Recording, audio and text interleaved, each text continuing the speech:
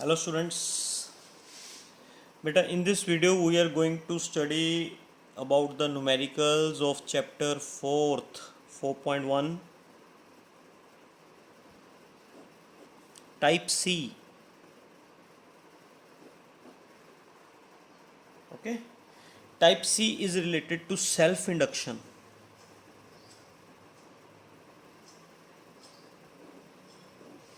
Self induction 'ਚ ਆਪਾਂ ਨੇ ਪੜ੍ਹਿਆ ਸੀਗਾ ਵੀ ਜਦੋਂ ਕਿਸੇ ਕੋਇਲ ਦਾ ਕਰੰਟ ਚੇਂਜ ਹੁੰਦਾ ਹੈ ਨਾ, ਜਦੋਂ ਕਿਸੇ ਕੋਇਲ ਦਾ ਕਰੰਟ ਚੇਂਜ ਹੁੰਦਾ ਹੈ ਤਾਂ ਉਸ ਦੇ ਵਿੱਚ EMF ਇੰਡਿਊਸ ਹੁੰਦੀ ਹੈ ਜਿਹੜੀ ਉਹ ਕਰੰਟ ਨੂੰ ਚੇਂਜ ਹੋਣ ਤੋਂ ਰੋਕਦੀ ਹੈ। ਪੜ੍ਹਿਆ ਸੀ ਨਾ ਬੇਟਾ। ਤਾਂ ਉਸ ਨਾਲ ਰਿਲੇਟਿਡ ਨੂਮੈਰੀਕਲਸ ਹੈ। ਪਹਿਲਾਂ ਉਹਦੇ ਫਾਰਮੂਲੇ ਡਿਸਕਸ ਕਰ ਲੈਂਦੇ ਹਾਂ। ਇਹਦਾ ਇੱਕ ਤਾਂ ਫਾਰਮੂਲਾ ਬਣਿਆ ਸੀ ਫਲਕਸ ਦਾ, φ = Li। I हो गया current through the coil, L हो गया कोयल ਦਾ ਸੈਲਫ ਇੰਡਕਟੈਂਸ ਐਂਡ φ ਹੋ ਗਿਆ ਇਹਦਾ ਫਲਕਸ। L ਦਾ ਫਾਰਮੂਲਾ ਸੀਗਾ ਇਹਦਾ μ0 n²a/L। μ0 ਕਾਂਸਟੈਂਟ, μ0 ਦੀ ਵੈਲਿਊ ਤੁਹਾਨੂੰ ਪਤਾ ਹੈ 4π × 10⁻⁷ है ना। n हो गया नंबर ऑफ टर्न्स, a हो गया area of cross section and L होंगी है लेंथ ऑफ द सोलेनॉइड है ना। जे खाली है अंदरों वैक्यूम है फिर μ0, जे अंदर मीडियम है फिर μ। वो थोड़ा पता ही भी μ = μ0 × μr होंगे। तो चेंजिस कर लाँगे आप at a time. Induce EMF कितनी EMF इंड्यूस होएगी वह फार्मूला बनया सी -L di/dt। तुसीं इहनूं एवें लिख सकते हो I2 - I1 upon time. I1 हो गया इनिशियल करंट, I2 हो गया फाइनल करंट, T हो गया टाइम, है ना। इस फार्मूले में एवें लिख सकते है ना। जे कोइल्स सीरीज़ च कनैक्टिड है सीरीज़ च फिर नैट इंडक्टेंस ऐड करके निकल देंगे ने। जे पैरेलल च कनैक्टिड है फिर पैरेलल का रेसिप्रोकल्स का सम करके, है ना बेटा। ये फार्मूले ने इन्हां दे बिहाफ ते आपां न्यूमेरिकल्स अटैम्प्ट कर रहे हैं इन्हां फार्मूलिਆਂ ਦੇ बिहाफ ते। ठीक है, type C and question number 19th। Okay, बहुत ईजी क्वेश्चन हैं, फिर भी केयरफुली अटैम्प्ट करियो। ठीक है, ईजी है।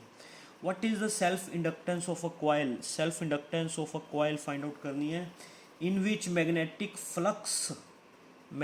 Flux of 40 milli weber, milli च हुंदे ने 10⁻³ इन्ना आपां नूं फ्लक्स दिता है is produced when 2 ampere of current flows through it.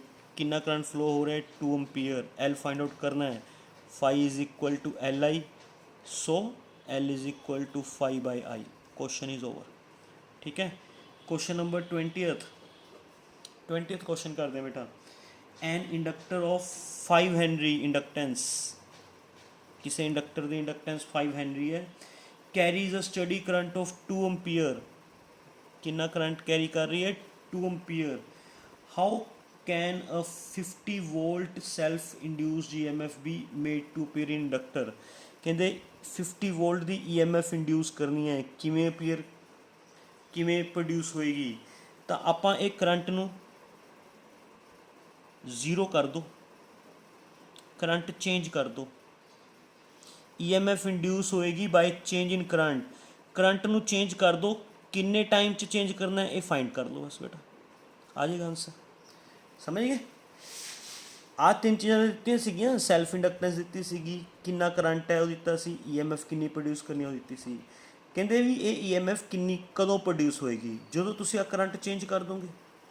इस करंट नूं सडनली 0 कर दो, किन्ने टाइम च करना वो फाइंड कर लो भी करंट नूं 0 किता किन्ने टाइम च भी इन्नी EMF इंड्यूस होवे। इंड्यूस EMF का फार्मूला की लगाओगे बेटा, आही आ जिहड़ा फार्मूला दस्सिया सी उपर, है ना। -L I2 - I1 upon T, इत्थों T फाइंड आउट कर लो, -L I2 - I1 upon E, values put करके टाइम आ जाएगा। फिर लिख दियो एंड च आंसर की लिख दोगे भी इन्नी EMF इंड्यूस होएगी if current changes from 2 ampere to 0 ampere in time, जिन्ना आंसर आएगा ये थोड़ा आंसर आ जाएगा 2 ਸੈਕਿੰਡ 0.2 ਸੈਕਿੰਡ 0.2 ਸੈਕਿੰਡਸ ਵੀ ਜਦੋਂ ਅਸੀਂ ਕਰੰਟ ਨੂੰ 2 ਐम्पीयर ਤੋਂ 0 एम्पीयर 'ਚ ਚੇਂਜ ਕਰ ਦਾਂਗੇ ਇੰਨੇ ਟਾਈਮ 'ਚ, ਫਿਰ ਇੰਨੀ EMF ਇੰਡਿਊਸ ਹੋਏਗੀ, ਐਵੇਂ ਆंसर ਆ ਜਾਏਗਾ। ਸਮਝ ਗਏ ਬੇਟਾ, समझ गए? That is your question number 20th।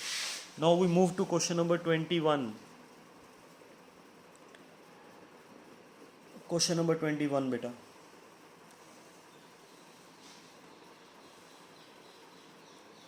Okay. The current in a solenoid of 240 turns, एक सोलेनॉइड है, ਉਹਦੀਆਂ टर्न्स ਦਿੱਤੀ ਹੋਈਆਂ ਨੇ 240 है ना। Current in a solenoid of 240 turns having length of 12 centimetre, सानू ਇਹਦੀ ਲੈਂਥ ਗਿਵਨ ਹੈ। ਲੈਂਥ ਨੂੰ ਸਮੋਲ ਐਲ ਨਾਲ ਇੰਡੀਕੇਟ ਕਰਿਆ ਕਰੋ। कैपिटल एल इंडक्टर ਦਾ ਸਿੰਬਲ ਹੈ, capital L is a symbol of inductor, small L length ਦਾ ਸਿੰਬਲ ਹੈ। ਲੈਂਥ ਕਿੰਨੀ ਦਿੱਤੀ ਹੋਈ ਬੇਟਾ 12 सेंटीमीटर,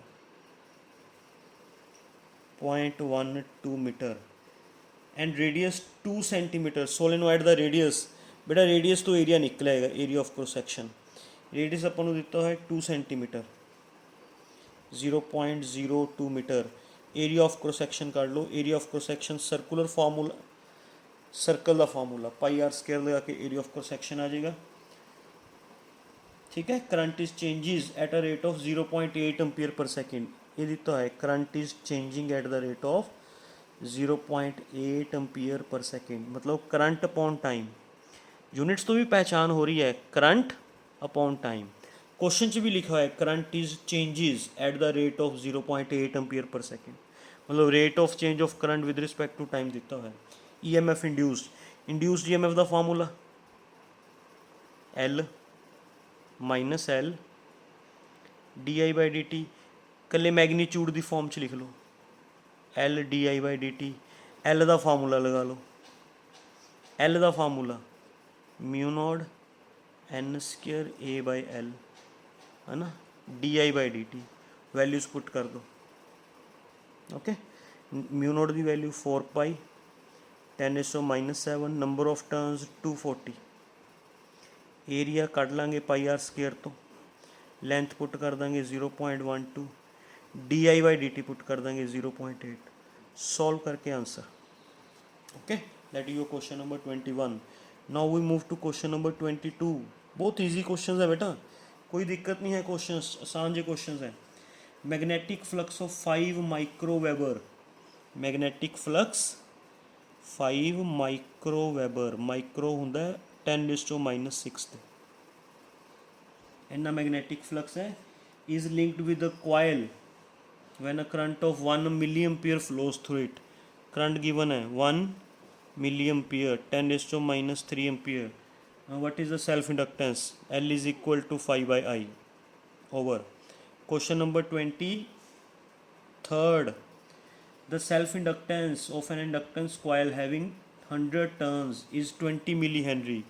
एक कॉइल है जिहदियां टर्न्स हैगियां ने 100, वो सैल्फ इंडक्टेंस दिता हुआ है 20 मिली हैनरी, मिली नू कन्वर्ट कर लो, ठीक है। Calculate the magnetic flux through the cross section, magnetic flux through the cross section, एक क्रॉस सैक्शन का मैग्नेटिक फ्लक्स फाइंड आउट करना है, ठीक है। Magnetic flux through the cross section of the coil corresponding to a current of 4 milli ampere. कितना करंट दिता है? 4 milli ampere, 4 × 10⁻³ ampere, okay. Also find the total flux, total flux भी find out करना है। तो बेटा ਆਪਾਂ ਜਿਹੜਾ ਫਾਰਮੂਲਾ ਲਗਾਉਂਦੇ ਹੁੰਦੇ φ = Li, ਇਹ ਟੋਟਲ ਫਲਕਸ ਦਾ ਹੀ ਫਾਰਮੂਲਾ ਹੁੰਦਾ। ਦਿਸ ਇਜ਼ ਟੋਟਲ ਫਲਕਸ, ਹੈ ਨਾ। L ਗਿਵਨ ਹੈ, I ਗਿਵਨ ਹੈ, ਇੱਥੋਂ ਟੋਟਲ ਫਲਕਸ ਆ ਜਾਏਗਾ। ਫਿਰ ਟੋਟਲ ਫਲਕਸ ਦਾ ਫਾਰਮੂਲਾ ਆਪਾਂ ਇਹ ਲਗਾਉਂਦੇ ਹੁੰਦੇ, total flux of 1 turn into number of turns. ਇੱਕ ਟਰਨ ਦੇ ਫਲਕਸ ਨੂੰ ਨੰਬਰ ਆਫ ਟਰਨਸ ਨਾਲ ਮਲਟੀਪਲਾਈ ਕਰਕੇ ਟੋਟਲ ਫਲਕਸ ਆਉਂਦਾ ਹੁੰਦਾ। ਤਾਂ ਅਗਰ ਇੱਕ ਟਰਨ ਦਾ ਫਲਕਸ ਕੱਢਣਾ ਹੈ ਤਾਂ ਆਪਾਂ ਇਹਨੂੰ n ਨਾਲ ਡਿਵਾਈਡ ਕਰਕੇ ਇੱਕ ਟਰਨ ਦਾ ਫਲਕਸ ਆ ਜਾਏਗਾ। मतलब इस फार्मूले तो जो फ्लक्स आएगा that is flux of whole coil, total flux आएगा बेटा वो, इट इज़ टोटल फ्लक्स। इतों टोटल फ्लक्स आ गया। फिर ਇੱਕ ਟਰਨ ਦੇ ਫਲਕਸ ਨੂੰ ਨੰਬਰ ਆਫ ਟਰਨਸ ਨਾਲ ਮਲਟੀਪਲਾਈ ਕਰਕੇ ਵੀ ਟੋਟਲ ਫਲਕਸ ਬਣਦਾ ਹੁੰਦਾ। ਤਾਂ ਆਪਾਂ ਟੋਟਲ ਫਲਕਸ ਨੂੰ ਨੰਬਰ ਆਫ ਟਰਨਸ ਨਾਲ ਡਿਵਾਈਡ ਕਰਕੇ d5 ਫਾਈਂਡ ਆਊਟ ਕਰ ਲਾਂਗੇ। ਕਲੀਅਰ? ਇਹਦੇ ਨਾਲ ਤੁਹਾਡੇ ਆਨਸਰਸ ਆ ਜਾਣਗੇ ਬੇਟਾ, ਜੋ ਵੀ ਉਹਨਾਂ ਨੇ ਪੁੱਛਿਆ ਇਹ ਰਿਜ਼ਲਟਸ ਤੁਹਾਡੇ ਬਣ ਜਾਣਗੇ ਵੀ ਇੱਕ ਟਰਨ ਦਾ ਕਿੰਨਾ ਫਲਕਸ ਹੈ ਅਤੇ ਦੂਸਰਾ ਕਿੰਨਾ ਫਲਕਸ ਹੈ। ਓਕੇ ਬੇਟਾ। ਅੱਛਾ, next that is your question number 23।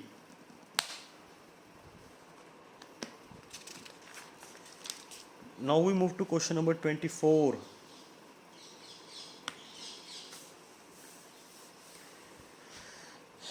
Yes beta, question number 24. If self inductance of an air core solenoid, एक solenoid है, air core, air भरी हुई है उस, ओके, air है field मतलब उस air core solenoid, the self inductance increases from 0.4 millihenry to 16 millihenry on introducing an iron core into it. Okay, मतलब ਜਦੋਂ एयर कोर है ਉਦੋਂ ਉਹਦਾ ਸੈਲਫ ਇੰਡਕਟੈਂਸ 0.04 ਮਿਲੀ ਹੈਨਰੀ ਹੈ, 0.04 10⁻³ ਫਿਰ ਜਦੋਂ ਇਸ ਦੇ ਵਿੱਚ ਆਇਰਨ ਇੰਟਰੋਡਿਊਸ ਕਰਤੀ, ਜਦੋਂ ਇਸ 'ਚ ਇਸੇ ਕੋਇਲ 'ਚ ਆਇਰਨ ਇੰਟਰੋਡਿਊਸ ਕਰਤੀ, ਸਮਝ ਗਏ? ਆਇਰਨ ਇੰਟਰੋਡਿਊਸ ਕਰਤੀ ਉਦੋਂ ਉਹਦਾ ਸੈਲਫ ਇੰਡਕਟੈਂਸ ਇਨਕਰੀਜ਼ ਹੋ ਕੇ 16 ਮਿਲੀ ਹੈਨਰੀ ਹੋ ਗਿਆ। ਇਹ ਹੈ ਮੀਨਿੰਗ ਬੇਟਾ ਵੀ 에ਅਰ ਕੋਰ ਸੀ ਤਾਂ ਇੰਨਾ ਇੰਡਕਟੈਂਸ ਸੀ, ਆਇਰਨ ਇੰਟਰੋਡਿਊਸ ਕਰਤੀ ਤਾਂ ਇੰਨਾ ਇੰਡਕਟੈਂਸ ਹੋ ਗਿਆ। What is the relative permeability? Mu r find out करना है। You have to find out mu r. बेटा एल ਦਾ ਫਾਰਮੂਲਾ ਜਦੋਂ 에ਅਰ ਕੋਰ ਹੈ एल ਦਾ ਫਾਰਮੂਲਾ μ0n² a/l। ਜਦੋਂ ਆਇਰਨ ਕੋਰ ਹੈ ਉਦੋਂ एल ਦਾ ਫਾਰਮੂਲਾ μ n² a/l। ਮਿਊ ਨੂੰ ਅਸੀਂ ਕੀ ਲਿਖ ਲਾਂਗੇ? ਬੋਲੋ ਮਿਊ ਨੂੰ μ0 μr n² a/l, ਕਿਉਂਕਿ ਜਿਹੜਾ ਮਿਊ ਹੁੰਦਾ ਮਿਊ ਬਾਈ μ0, ਮਿਊ ਆਰ ਹੁੰਦਾ ਨਾ, ਤਾਂ ਉੱਥੋਂ ਲਿਖ ਲਿਆ μ0 ਇੰਟੂ ਮਿਊ ਆਰ। ਬਸ ਡਿਵਾਈਡ ਕਰ ਦਿਓ ਦੋਨਾਂ ਨੂੰ, L1 ਬਾਈ L2 μ0 n² a/l μ0 ਮਿਊ R n² a/l। μ0 n² a/l ਨਾਲ μ0 n² a/l ਕੈਂਸਲ ਹੋ ਕੇ 1/μr, ਇੱਥੋਂ ਆ ਜਾਏਗਾ ਬੇਟਾ ਮਿਊ ਆਰ ਉੱਪਰ ਲੈ ਜਾਓ, L2/L1 ਰੇਸ਼ੋ ਲੈ ਕੇ answer. That is your question number 24। समझ गए? बहुत ईजी क्वेश्चंस हैं। Question number 25, a coil has self inductance this, okay, एक कॉइल दी सेल्फ इंडक्टेंस गिवन है बेटा 10 मिली हैनरी, 10 इंटू 10⁻³ 10⁻², 0.101 हैनरी इन्ना सेल्फ इंडक्टेंस है। What is maximum magnitude of EMF? Maximum EMF find out करनी है when current is this, current दिता है 0.1 sin 200t। करंट अजीब जी फॉर्म च दिता होया बेटा, ये अल्टरनेटिंग करंट हुंदा है, ये आपां ना अगले चैप्टर च पढ़ांगे। अल्टरनेटिंग करंट एवें लिखिया जांदा हुंदा, ठीक है? ये करंट अल्टरनेटिंग है। अल्टरनेटिंग करंट की हुंदा है, किमें लिखिया जाता है, आप अगले चैप्टर च पढ़ांगे। चलो एक करंट दिता है, EMF मैक्सिमम करनी है। EMF का फार्मूला वैसे आ हुंदा है, मैगनीट्यूड की फॉर्म च लिखना है तो एवें लिख लो। अच्छा जे मैक्सिमम EMF लिखनी है तो बेटा di/dt की वैल्यू मैक्सिमम लैनी पेगी। मतलब जो di/dt मैक्सिमम होएगा, वैन di/dt इज़ मैक्सिमम तो EMF मैक्सिमम होएगी। समझ गए? हुण मतलब आपने di/dt की मैक्सिमम वैल्यू करनी है, उस वास्ते आई पिक करो। आई विजिबल है ना बेटा copy? Yes, okay. I 0.1 sin 200t है ना, डेरिवेटिव कर दो विद रिस्पेक्ट टू टाइम।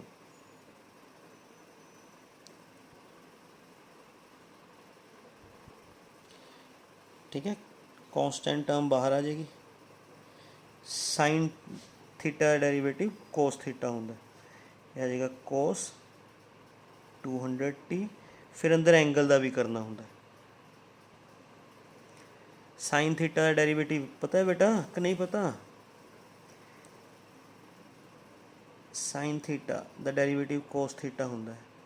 जे अंदर एवें होवे 5 थीटा, फिर ਇਹਦਾ आ जाएगा कोस 5 थीटा। फिर अंदर एंगल का भी करीदा होंदा है, एंगल का भी शायद पता होएगा तुहानू। ओके, तो बेटा 0.1 is constant, 0.1 is constant comes outside. Sine theta का डेरीवेटिव किया कोस थीटा, फिर अंदरले एंगल का भी करीदा होंदा है। हुण बेटा कितना बन जाएगा 0.1 cos 200t into 200 outside, T का derivative with respect to t1, 200 ਨੂੰ 0.1 ਨਾਲ ਮਲਟੀਪਲਾਈ ਕਰਾਂਗੇ 20 ਬਣ ਜਾਏਗਾ cos 200t। ਇਹ ਬਣ ਗਈ di/dt the value. This is the value of di/dt, ਹੈ ਨਾ। ਐਂਡ di/dt ਮੈਕਸਿਮਮ ਕਦੋਂ ਹੋਏਗਾ ਬੇਟਾ? di/dt ਮੈਕਸਿਮਮ ਕਦੋਂ ਹੋਏਗਾ? ਜਦੋਂ cos 200t ਮੈਕਸਿਮਮ ਹੋਏਗਾ। ਐਗਰੀਡ? समझ गए? di/dt की वैल्यू कोस थीटा ते डिपेंड करेगी ना। जो एक कोस थीटा मैक्सिमम होएगा तो di/dt भी मैक्सिमम होएगा। di/dt will be maximum if cos theta is maximum. Cos theta की मैक्सिमम वैल्यू कितनी होंगी बेटा? 1। दैट मीनस जो तू कोस थीटा तुसी 1 पुट कर दोगे, जो कोस थीटा 1 पुट कर दोगे, मैक्सिमम पुट कर दोगे तो di/dt की मैक्सिमम वैल्यू आ जाएगी। तो बेटा di/dt की मैक्सिमम वैल्यू, है ना, मैक्सिमम वैल्यू इतने उपर कितना पुट कर दो? कोस थीटा की जगह 1।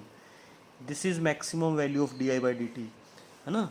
हुण इत्थे आ फार्मूले इंड्यूस्ड EMF की मैक्सिमम वैल्यू L, di/dt की मैक्सिमम वैल्यू, ठीक है। L की वैल्यू सानू पता है, इट इज़ 0.01, ठीक है। di/dt की मैक्सिमम वैल्यू 20 है, 100 नीचे आ जाएगा। 0.2 वोल्ट इज़ द आंसर। समझ आ गई?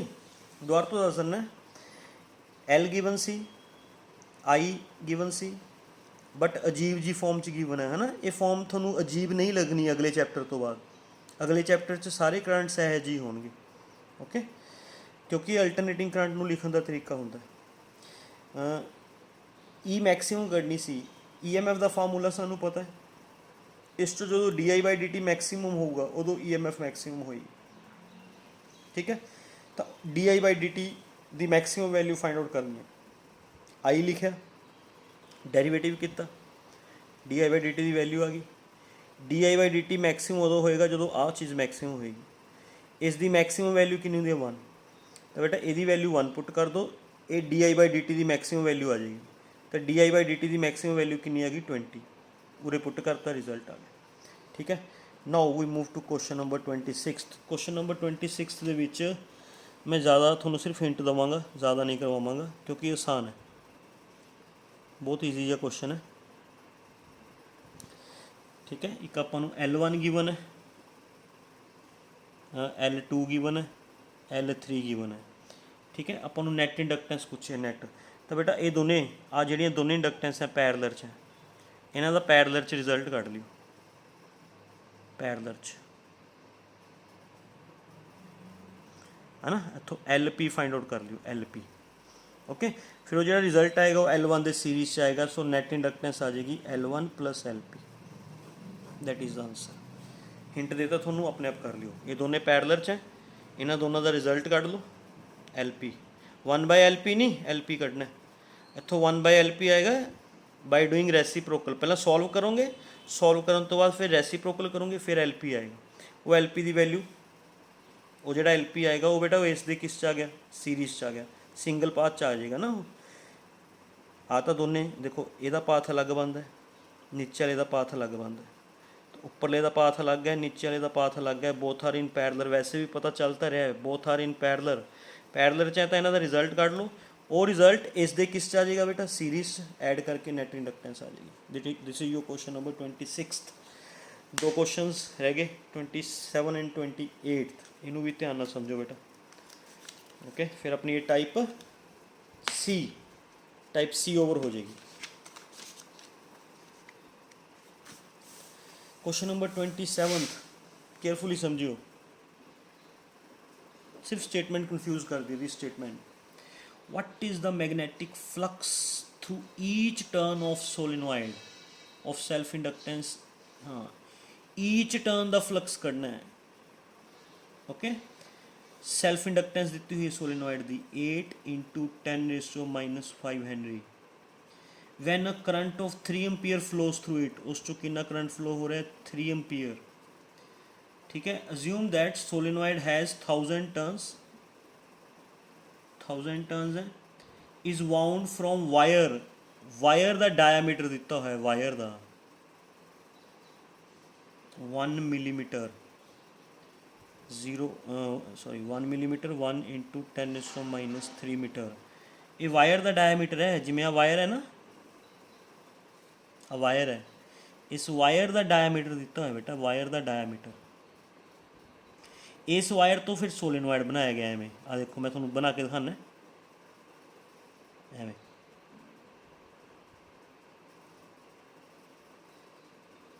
मैं ताई क्या सीखा क्वेश्चंस कन्फ्यूज कर सकते थोड़ा।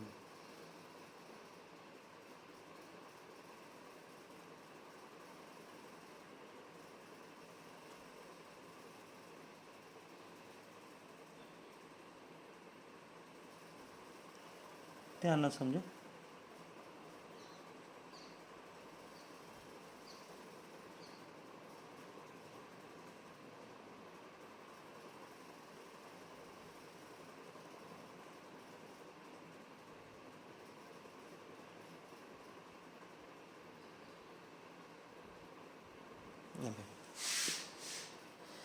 ओके। थोनू आ डायमीटर दिता है, डायमीटर टर्न्स नाल ने, तो बेटा 1d समझ गए, 1d प्लस 1d फिर d, तो मतलब जिन्नियां टर्न्स, एक टर्न की थिकनेस d है तो n टर्न्स की थिकनेस n इंटू d, ये आ जाएगी सोलेनॉइड की लेंथ। मतलब number of turns into wire की थिकनेस, जिन्ना मतलब वायर का डायमीटर है। टर्न्स है ने 1000, डायमीटर है 10⁻³ metre, 1 metre is the length of the solenoid. इस तो स्टूडेंट्स कन्फ्यूज हो जाते हैं। स्टूडेंट्स पता की सोचते हैं भी डायमीटर है, डायमीटर तो असी एरिया कढ़ लें, बट डायमीटर तो जोड़ा आ डायमीटर गिवन है, डायमीटर तो आ वाला एरिया ऑफ क्रॉस सैक्शन निकलेगा।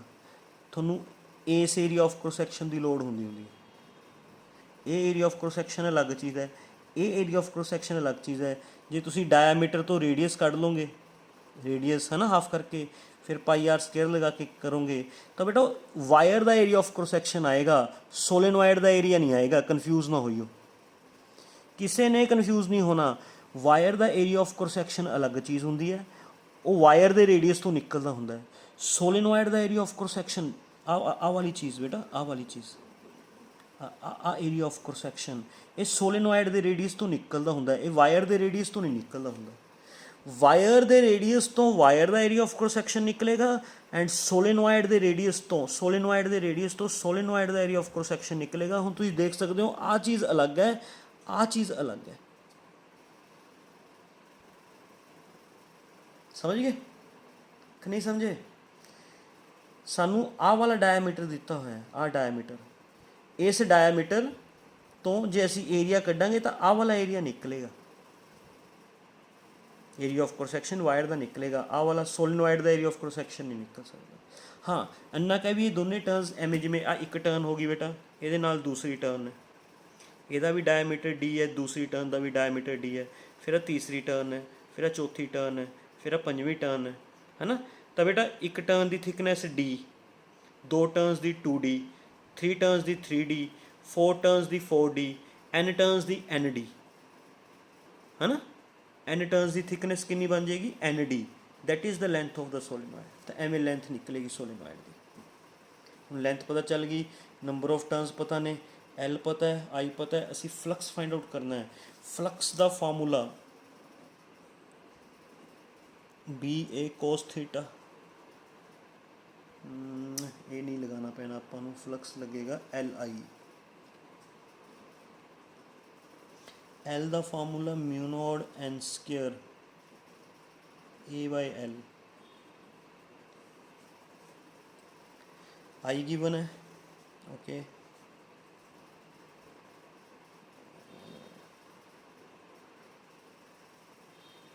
पर जे आप इन्ना कुछ ना करिए यार, क्योंकि अपन एल गिवन है, आई गिवन है, असी टोटल फ्लक्स फाइंड आउट कर लिए। Total flux L I, okay, find कर लिया। फिर वो फार्मूला लगावांगे d phi is equal to sorry phi is equal to d phi into number of turns, है ना। तो टोटल फ्लक्स ਨੂੰ नंबर ऑफ टर्न्स ਨਾਲ डिवाइड करके एक टर्न का फ्लक्स आ जाएगा, ओके। ये तो एवें हो जाएगा। क्वेश्चन नंबर 27 बेटा मैं स्टेटमेंट 2 मिनट चेक करना। What is the magnetic flux through each turn off solenoid, ठीक है। टोटल फ्लक्स एल इंटू आई करके तो टोटल फ्लक्स निकला है ना। फिर ਆਪਾਂ ਨੂੰ पता भी टोटल फ्लक्स का फार्मूला एक टर्न के flux into number of turns होंगे, तो उत्थों अपने टोटल फ्लक्स ਨੂੰ नंबर ऑफ टर्नस ਨਾਲ डिवाइड करके एक टर्न का फ्लक्स ਕੱਢ लिया। एक पार्ट तो हो गया। लास्ट ਦੇ ਵਿੱਚ ਉਹਨਾਂ ਨੇ ਪੁੱਛਿਆ what is the cross sectional area of the solenoid. Solenoid का क्रॉस सैक्शनल एरिया फाइंड करना बेटा, आ वाला। तो बहुत सारे स्टूडेंट सोचते हैं भी असी, हाँ मैं थोड़ा तां ही ये चीज़ दसी भी बहुत सारे स्टूडेंट्स ये सोचते हैं भी असी आ डायमीटर तो रेडियस का हाफ कर, डायमीटर का हाफ करके रेडियस कढ़ लें, रेडियस का एवं फार्मूला लगा के एरिया आ जाएगा। बेटा वो area of cross section of wire आएगा। थोनों उन्होंने वायर का एक क्रॉस सैक्शनल एरिया नहीं पूछा। क्वेश्चन ध्यान नाल पढ़ो कि उन्होंने वायर का क्रॉस सैक्शनल एरिया पूछा है कि सोलेनोइड का क्रॉस सैक्शनल एरिया पूछा। उन्होंने की पूछा लास्ट दे what is the cross sectional area of solenoid. Solenoid का क्रॉस सैक्शनल एरिया पूछा, मतलब आ चीज़ पूछी है। थोनों आ समझ गए, ए रेडियस तो निकलेगा हाँ, ना कि इस डायामीटर तो। बहुत सारे स्टूडेंट्स कढ़े आते हैं एवं भी डायामीटर का हाफ किया, रेडियस आ गया, रेडियस का पाई आर स्क्वायर लगा के एरिया ऑफ वो जो एरिया आया है वो area of cross section of wire है। It is area of cross section of wire. तुसी area of cross section of solenoid कढ़ना है, वो इत्थों निकलेगा बेटा, इत्थों उरों निकलेगा, मतलब एल वाले फार्मूले तो निकलेगा। एल वाले फार्मूले तो एल वाले एल का फार्मूला की होंगे बेटा, आ छड़ दो आ चीज़ा। एल का फार्मूला होंगे mu naught N square A by L, तो इतों L into small L upon mu naught N square, ये आएगा एरिया। एल गिवन है, ठीक है। L is 8 into 10⁻⁻5 henry, okay. Length असी फाइंड आउट कर ली, आ देखो फाइंड आउट की लेंथ बेटा, ये फाइंड आउट की ना लेंथ 1 मीटर। म्यू नॉट पता 4 pi into 10⁻⁷, number of turns सानू दिते हुए 1000। क्लीयर, सॉल्व करके एरिया आ जाएगा। समझ आ गया हुण मैं थोनों आ पॉइंट क्यों दस्या सीगा भी किते गलती नाल आ वाले डायामीटर तो जे एरिया कढ़ लोगे तुसी तो वो एरिया अपना आंसर नहीं होएगा। क्यों नहीं होएगा? क्योंकि वो एरिया आएगा area of cross section of wire, आ वाला एरिया आएगा। असी वायर का एरिया ऑफ क्रॉस सैक्शन नहीं कढ़ना, वायर का एरिया ऑफ क्रॉस सैक्शन नहीं कढ़ना, असी तो सोलेनोइड का एरिया ऑफ क्रॉस सैक्शन करना। सोलेनोइड का एरिया ऑफ क्रॉस सैक्शन इत्थों आएगा। ये जिहड़ा एरिया हुंदा area of cross section of solenoid ही हुंदा, पता है ना। हाँ देखो दस्या तो है थोनों फार्मूलियां च, A is area of cross section of solenoid, दस्या सी ना, A is area of cross section of solenoid. So this is your question number 27। थोड़ा टाइम लगा गया है ना, थोड़ा मुश्किल सीगा। एंड टाइप सी का बेटा लास्ट क्वेश्चन है, 28th question. A small piece of metal wire is dragged across the gap between the pole pieces of magnet in 10 seconds. 10 seconds चों magnetic flux between the pole pieces is, magnetic flux जेड़ा pole pieces ਦੇ between है 8 into 10⁻⁴ weber, ਉਹਨੂੰ ਬਾਹਰ ਕੱਢ ਲਿਆ, flux 0।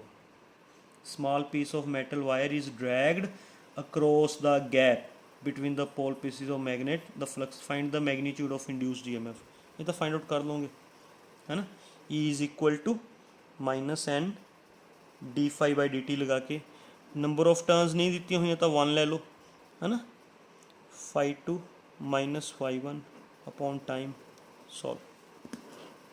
This is your question number 28.